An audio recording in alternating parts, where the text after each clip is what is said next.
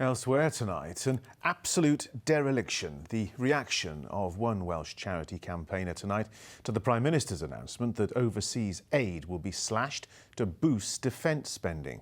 Keir Starmer said an extra £13.4 billion will be spent every year from 2027, which he acknowledged would require extremely and painful choices.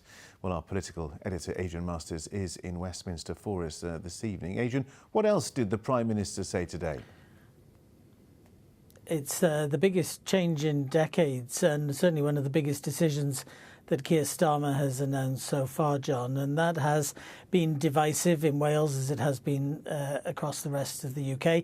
It's fair to say that there has been a lot of welcome for the defence spending decision, and I'll talk more about that in a moment. But as you alluded to, it's where the money is coming from that has caused concern. So it's coming from a substantial cut, almost half, in the what's called the overseas development budget, so the aid that goes from this country to other countries.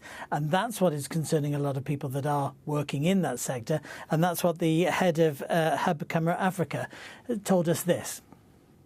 When you're talking about kind of defence and global security, aid is a tool that we can use in country to improve relationships, to improve the lives of the people living in those countries, and to ensure there's kind of stability and security. So if you're looking to make the world a safer place, aid should be protected, even if a defence budget has to go up. Claire O'Shea also said that she's believed that Labour had betrayed a manifesto promise not to cut the overseas aid budget.